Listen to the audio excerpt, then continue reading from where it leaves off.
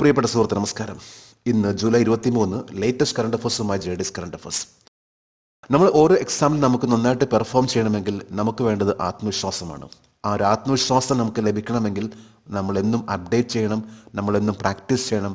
ഏതിലേക്കാണ് നമ്മൾ കൂടുതലായിട്ട് പ്രാക്ടീസ് ചെയ്യുന്നത്, ആ ഒരു മേഖലയിൽ നമുക്ക് എപ്പോഴും ആത്മവിശ്വാസം എപ്പോഴും കുറച്ച് കൂടുതലായിരിക്കും. ജെഡിസ് കറണ്ട് അഫേഴ്സ് ഓരോ ദിവസവും ഏറ്റവും ലേറ്റസ്റ്റ് ആയിട്ടുള്ള കറണ്ട് അഫേഴ്സ് ആണ് നൽകാൻ ശ്രമിക്കുന്നത്. ആ ഒരു മേഖലയിൽ നമ്മൾ എന്നും അപ്ഡേറ്റ് ചെയ്ത് പോവുകയാണെങ്കിൽ നമ്മുടെ ആത്മവിശ്വാസം വർദ്ധിക്കുകയുള്ളൂ. നമുക്ക് ഇന്നത്തെ കറണ്ട് അഫേഴ്സിലേക്ക് പോകാം. ഒളിമ്പിക് ഓർഡർ എന്ന ഒരു അവാർഡ് ഈ പ്രാവശ്യം ലഭിക്കുന്നത് ഇന്ത്യയിൽ അഭിനവ് ബിന്ദ്രയ്ക്കാണ്. ഇന്റർനാഷണൽ ഒളിമ്പിക് കമ്മിറ്റി നൽകുന്ന വലിയൊരു അവാർഡ് ആണ് ഒളിമ്പിക് ഓർഡർ എന്ന് പറയുന്ന അവാർഡ്. ഇത് ഈ പ്രാവശ്യം ലഭിക്കുന്നത് അഭിനവ് ബിന്ദ്ര. അഭിനവ് ബിന്ദ്രയെ കുറിച്ച് പറയുകയാണെങ്കിൽ ആദ്യമായിട്ട് ഒളിമ്പിക്സിൽ ഒരു വ്യക്തിഗത മെഡൽ ലഭിക്കുന്ന വ്യക്തിയാണ് അഭിനവ് ബിന്ദ്ര, ഷൂട്ടർ. ഇദ്ദേഹത്തിനാണ് ഒളിമ്പിക് ഓർഡർ എന്ന ഹയസ്റ്റ് അവാർഡ് നൽകി ആദരിക്കുന്നത്. പാരീസ് ഒളിമ്പിക്സിൽ വെച്ചാണ് അഭിനവ് ബിന്ദ്രയ്ക്ക് ഒളിമ്പിക് ഓർഡർ എന്ന ഹയസ്റ്റ് അവാർഡ് നൽകി ആദരിക്കുക. ഇതുവരെയുള്ള സേവനത്തിനാണ് അദ്ദേഹത്തിന് ദ മെറിറ്റോറിയസ് സർവീസ് അല്ലെങ്കിൽ സേവനത്തിനാണ് അദ്ദേഹത്തിന് ഈ ഒരു അവാർഡ് നൽകുന്നത്. 142ാമത്തെ ഇന്റർനാഷണൽ ഒളിമ്പിക് കമ്മിറ്റിയിൽ വെച്ച്, അതായത് ഓഗസ്റ്റ് 10 അഭിനവ് ബിന്ദ്രയ്ക്ക് ഈ ഒരു അവാർഡ് നൽകുന്നത്. ജൂലൈ 26 പാരീസ് ഒളിമ്പിക്സ് ആരംഭിക്കുകയാണ്. ഓഗസ്റ്റ് 11 പാരീസ് ഒളിമ്പിക്സ് സമാപിക്കുന്നത്. ഈ ഒരു വേളയിൽ വെച്ചാണ്, അതായത് ഓഗസ്റ്റ് 10 അവാർഡ് നൽകുന്നത്. Olympic Order, the highest award to Abhinav Bindra. Indian Oil Corporation hydrogen fuel cell bus Indian നേവിക്ക് നൽകുകയാണ്. ആദ്യത്തെ ഒരു ബസ് ആണ് ഇന്ത്യൻ ഓയിൽ കോർപ്പറേഷൻ ഇന്ത്യൻ നേവിക്ക് നൽകുന്നത്. The first hydrogen fuel cell bus to the Indian navy.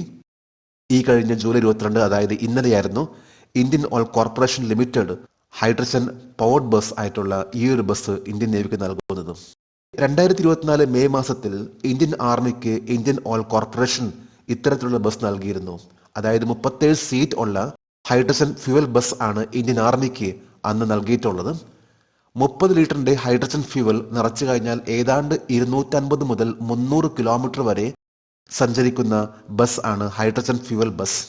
IOC, അതായത് Indian Oil Corporation ആണ് Indian ആർമിക്ക് 2024 മെയ് മാസത്തിൽ നൽകിയിട്ടുള്ളത്. ഇപ്പോൾ ജൂലൈ 22 ഇന്ത്യൻ നേവിക്കും ഹൈഡ്രജൻ പവേർഡ് ബസ് IOC ഒരു ട്രയൽ പർപ്പസ് എന്ന രീതിയിൽ നൽകിയിരിക്കുകയാണ്.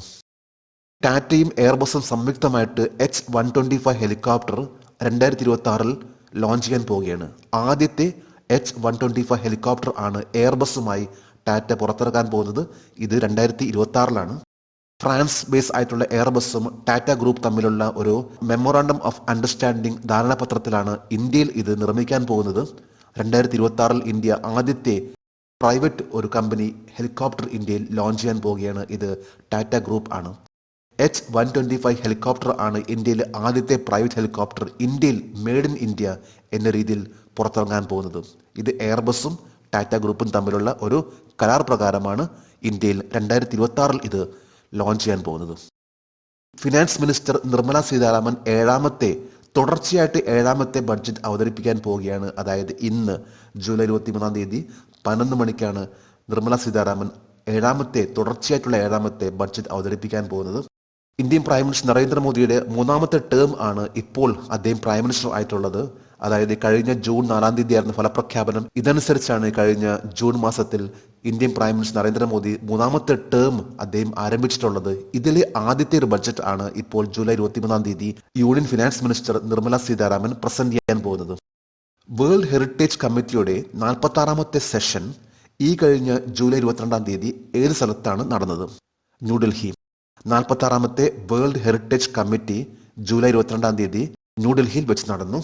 ആദ്യമായിട്ടാണ് ഇന്ത്യ ഇത്തരത്തിലുള്ള, അതായത് വേൾഡ് ഹെറിറ്റേജ് കമ്മിറ്റിയുടെ ഒരു മീറ്റിംഗ് ആദ്യമായിട്ടും വഹിക്കുന്നത്. ജൂലൈ 23 ആരംഭിക്കുകയും ജൂലൈ 31 വരെയായിരിക്കുള്ളൂ ന്യൂഡൽഹിയിലെ ഭാരത് മണ്ഡപത്തിൽ വേൾഡ് ഹെറിറ്റേജ് കമ്മിറ്റി മീറ്റിംഗ് നടക്കാൻ പോകുന്നത്.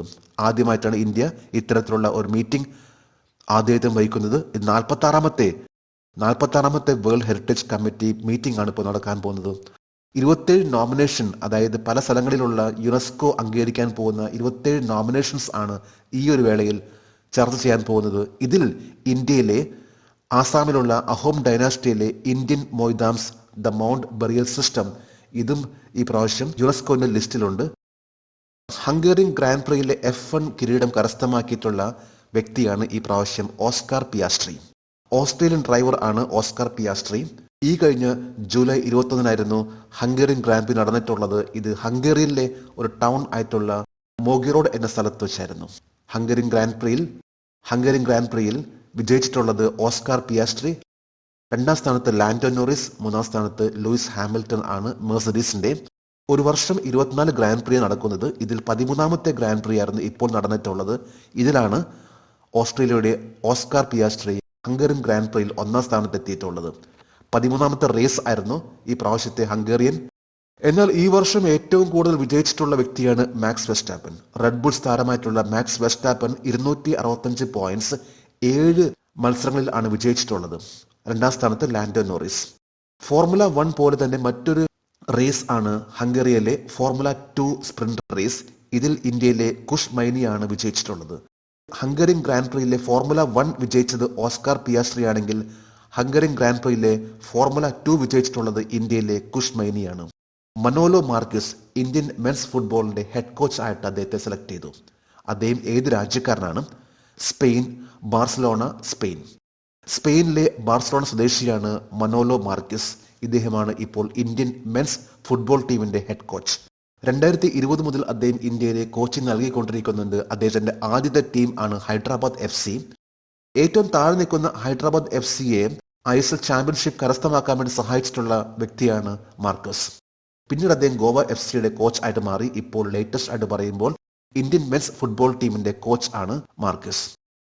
2023-24 സാമ്പത്തിക സർവേ പ്രകാരം സമ്പദ് വ്യവസ്ഥ 6.5% നിന്ന് എത്ര ശതമാനത്തിലേക്ക് ഉയരും? 7%. എക്കണോമിക് സർവേ റിപ്പോർട്ട് ഇപ്പോൾ പുറത്തിറങ്ങിയ, അതായത് 2023-24 എക്കണോമിക് സർവേ റിപ്പോർട്ട് പ്രകാരം ഇന്ത്യയിലെ ഇപ്പോഴത്തെ പ്രതീക്ഷിക്കുന്ന വളർച്ചയായിരിക്കുള്ളൂ 7%. അതായത് 6.5% നിന്ന് 7% വരാൻ സാധ്യതയുണ്ടെന്നാണ് എക്കണോമിക് സർവേ റിപ്പോർട്ട് അറിയിച്ചിട്ടുള്ളത്. ലെബ്രോൺ ജെയിംസ് ഇന്ന് USA മാത്രമല്ല, ഇന്ന് വേൾഡിൽ തന്നെ അറിയപ്പെടുന്ന ഒരു ബാസ്കറ്റ്ബോൾ താരമാണ് ലെബ്രോൺ ജെയിംസ്.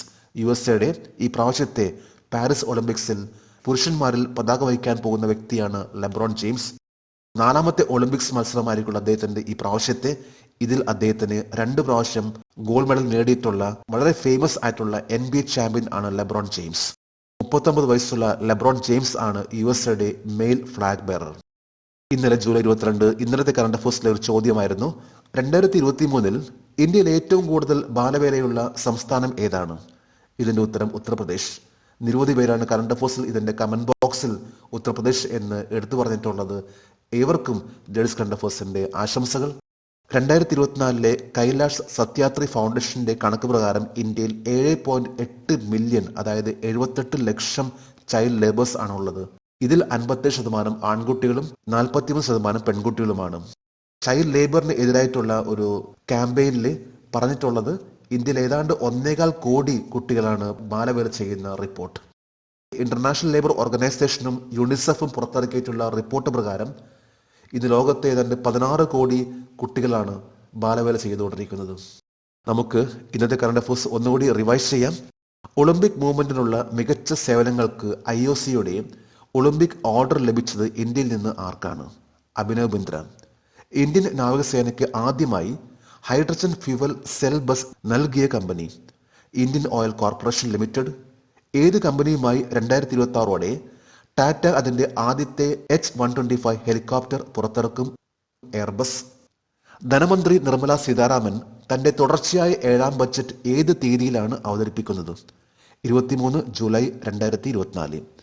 വേൾഡ് ഹെറിറ്റേജ് കമ്മിറ്റിയുടെ 46ാമത് സെഷൻ 2024 ജൂലൈ 22 ഏത് സ്ഥലത്താണ് നടന്നത്? ന്യൂഡൽഹി. 2024 ജൂലൈ 21 ഹംഗേറിയൻ ഗ്രാൻഡ് പ്രിക്സിൽ തന്റെ ആദ്യ F1 കിരീടം നേടിയത് ആരാണ്? Oscar Piastri. ഇന്ത്യൻ പുരുഷ ഫുട്ബോൾ ടീമിന്റെ മുഖ്യ പരിശീലകനായി മനോലോ മാർക്യൂസിനെ നിയമിച്ചു. അദ്ദേഹം ഏത് രാജ്യക്കാരനാണ്? Barcelona, Spain. 2023-24 സാമ്പത്തിക സർവേ പ്രകാരം സമ്പദ് വ്യവസ്ഥ 6.5% നിന്ന് എത്ര ശതമാനത്തിലേക്ക് വളരാൻ സാധ്യതയുണ്ട്? 7%. പാരീസ് ഒളിമ്പിക്സിൽ ടീം USA പുരുഷ പതാകവാഹകൻ ആരായിരിക്കും? LeBron James. ഇന്ന് ജൂലൈ 23 ഇന്നത്തെ കറണ്ട് അഫയേഴ്സിലെ ഒരു ചോദ്യമാണ്, ഗ്രാമീണ മേഖലയിലെ തൊഴിലില്ലായ്മയും ദാരിദ്ര്യവും പരിഹരിക്കുന്നതിനായി 2005 ഇന്ത്യൻ സർക്കാർ ഏത് പരിപാടി അവതരിപ്പിച്ചു? 3 ഓപ്ഷൻസ് ആണ് നൽകിയിട്ടുള്ളത്. ഈ ചോദ്യത്തിന്റെ ഉത്തരം അറിയാമെങ്കിൽ ഇന്നത്തെ കറണ്ട് അഫയേഴ്സിന്റെ കമന്റ് ബോക്സിൽ രേഖപ്പെടുത്തുവാൻ അഭ്യർത്ഥിക്കുന്നു. നാളത്തെ കറണ്ട് അഫയേഴ്സിൽ ഇതിന്റെ ഉത്തരം ഉണ്ടായിരിക്കും. ഏറ്റവും ലേറ്റസ്റ്റ് ആയിട്ടുള്ള കാര്യങ്ങൾ നമ്മൾ എന്നും അപ്ഡേറ്റ് ചെയ്ത് പോവുകയാണെങ്കിൽ അത് നമ്മുടെ കോൺഫിഡൻസ് വർദ്ധിപ്പിക്കും. ജേർണലിസ്റ്റ് കറണ്ട് അഫയേഴ്സ് ഓരോ ദിവസവും ഏറ്റവും ലേറ്റസ്റ്റ് ആയിട്ടുള്ള കാര്യങ്ങളാണ് നൽകാൻ ശ്രമിക്കുന്നത്. ജേർണലിസ്റ്റ് കറണ്ട് അഫയേഴ്സിന്റെ ഇന്നത്തെ ഈ വീഡിയോ കണ്ടിട്ട് ഇഷ്ടപ്പെടുകയാണെങ്കിൽ ഈ ചാനൽ സബ്സ്ക്രൈബ് ചെയ്യാനും ഷെയർ ചെയ്യാനും മറക്കരുത്. നമുക്ക് നാളെ വീണ്ടും പുതിയ കറണ്ട് അഫയേഴ്സുമായിട്ട് കാണാം. Thank you very much.